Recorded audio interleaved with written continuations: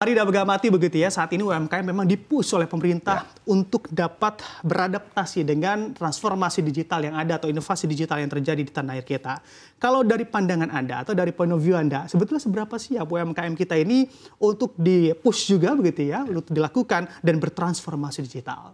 Ya, sebenarnya pemerintah sangat concern, apalagi di masa sekarang yang dunia semakin digitalize semuanya. Nah, dalam konteks seperti itu, pemerintah tadi seperti disampaikan Mas tadi, memang melalui Komdigi mereka banyak program dan bukan cuma di Komdigi, banyak kementerian dan lembaga-lembaga lain untuk mendorong. Nah, hal yang kami lihat di sini adalah target mereka yang ditargetkan, Komdigi mentargetkan sekitar 50% dari UMKM seharusnya tahun ini sudah bisa tercapai. Setengahnya berarti? Setengahnya, yaitu dari 60-an, 65-an, 64 juta, mungkin 30-an. Setahu saya data mereka sekarang sudah 24 juta. Jadi di 2024 saya kira sudah sangat baik apa yang ini. Apa yang menjadi tantangan transformasi ini sebetulnya banyak hal. Salah satunya adalah infrastruktur secara umum. Pemerintah juga sangat concern melalui Komdigi. Kami lihat banyak perbaikan-perbaikan, walaupun masih challenge-nya masih sangat besar. Tapi yang paling banyak sebetulnya adalah pengetahuan. Nah, justru tantangan yang ini bukan sekedar infrastruktur, yang paling penting berawal dari pembangunan masyarakatnya sendiri, kemelekan terhadap teknologi atau digitalisasi UMKM. Nah, ini yang dibutuhkan tentunya adalah literasi tadi yang sudah dilakukan, makanya langkah yang diambil oleh Komdigi atau kementerian-kementerian terkait justru memberikan edukasi. Nah, ini sebenarnya tantangan yang paling perlu kita segera lakukan ya, supaya bisa kita overcome. Nah, isu yang paling berat soal ini adalah bagaimana mensosialisasikan. Dan ini juga kami lihat UMKM, pelaku-pelaku UMKM atau pengusaha UMKM, kami senang menyebutnya nih, pengusaha UMKM ini mereka juga belum maksimal memanfaatkan teknologi atau go digital, karena masih sebatas pemasaran saja. Padahal go digital itu tidak sebatas itu.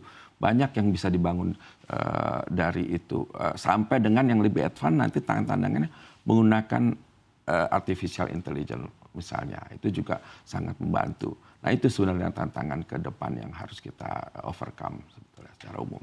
Oke, baik. Anda katakan ada tantangan terkait infrastruktur digital. Ya. Untuk pengembangan dan juga membangun infrastruktur digital ini tentunya membutuhkan anggaran yang juga tidak sedikit, Pak Rida. Betul. Kalau kita bicara terkait saat ini adalah zamannya realokasi anggaran, dikatakan oleh pemerintah seperti itu. Apakah ini juga akan mencerminkan bahwa memang UMKM Go Digital ini juga akan sedikit terhambat karena memang infrastruktur digitalnya juga belum segitu masif begitu di tanah air kita?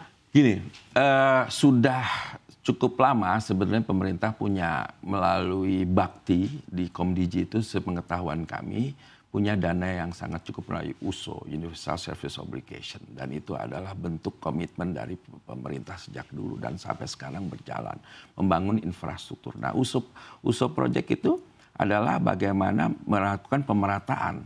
Kami memahami dari sisi korporasi mungkin termasuk yang plat merah sekalipun, kalau harus membangun infrastruktur di daerah pinggiran gitu yang trafficnya atau ARPU-nya sangat rendah, mungkin tidak bisa menutup biayanya. Akhirnya adanya USO Project. Nah, USO Project ini berjalan dan saya kira itu terus berjalan dan itu menjadi komitmen pemerintah untuk membangun, walaupun menurut kami masih kurang. Apalagi pertumbuhan teknologi sangat cepat. Sekarang ini yang jadi concern salah satu adalah data center misalnya. Nah, ini juga infrastruktur yang masih kita sangat kurang. Catatan kami, data center di Indonesia ini sudah sangat tertinggal. Makanya pemakaian data center akhirnya terpakailah data center yang dipakai di luar. Harusnya data center di Indonesia bisa dioptimalkan secara megawattnya masih sekitar 200. Perbandingan kepada Malaysia. Malaysia itu sudah 600 megawatt. Artinya jauh sekali tertinggal. Dalam waktu 5 tahun Malaysia yang tadinya di bawah Indonesia 5 tahun yang lalu sekarang udah jauh di atas Indonesia. Nah mereka bahkan, padahal itu adalah infrastruktur yang sangat penting, bukan cuma connectivity tapi data center. Ini salah satu. Nah ini yang juga kami kebetulan melakukan komunikasi dengan Kementerian Komdigi juga. Bu Menteri juga sangat concern terkait ini. Makanya ada PP dulu, ada PP, seingat saya PP 91 yang mewajibkan ada data center seluruh ada di Indonesia, public dan private harus di Indonesia. Terus 2012 masa SB. 2019 berubah, boleh publik boleh di luar karena di Indonesia tidak cukup. Nah itu harus kita kembalikan lagi. Nah akhirnya dipaksa, bahkan itu bisa menarik investasi luar. Itu data center. Salah satunya dua hal, data center dan networking. Itu. Kalau infrastruktur secara umum itu aja sebenarnya kalau ininya. Sisanya kalau bicara aplikasi segala macam, saya kira kita sudah mulai ke arah yang baik ya. Kenapa? Kita sudah lihat platform-platform sudah berjalan dengan baik. Nah, cuman memang belum maksimal. Tadi catatan kami, para pengusaha UMKM ini masih sebatas menggunakan lebih banyak menggunakan platform-platform ini, tapi untuk marketing. Nah, belum pada tingkatan sampai dengan kalau istilahnya sekarang itu ERP lah, Enterprise Resource Planning itu sebenarnya udah ada lah. Tapi sekarang sudah mulai bermunculan. Nah, itu yang sebenarnya dioptimalkan. Oke. Salah satu tantangan yang juga Anda sebutkan adalah terkait literasi digital, Pak Rida tadi. Kalau kita bicara terkait literasi digital terhadap pelaku usaha UMKM sebetulnya tidak terlalu masalah di kota-kota besar. Tapi berbeda dengan di daerah-daerah atau di daerah-daerah terpencil yang mana juga pasti ada pelaku usaha UMKM. Sebetulnya apabila ini menjadi concern dari Presiden untuk meningkatkan UMKM dan menuju UMKM go digital, apa yang bisa dilakukan untuk meningkatkan literasi digital pelaku usaha UMKM khususnya di daerah, Pak Rida? Nah, kami berkesempatan beberapa waktu lalu bahwa Presiden juga akan sangat concern bukan cuma sebatas literasi terkait dengan digital, semua gitu. Akhirnya beliau akan berpikir akan melangkah di daerah-daerah akan disiapkan sebuah TV gitu kan, yang channelingnya itu adalah bisa di upload secara dari jaringan yang ada, itu bisa sampai ke daerah-daerah. Nah itu yang akan dilakukan. Itu kan lebih cepat daripada distribusi buku saat ini.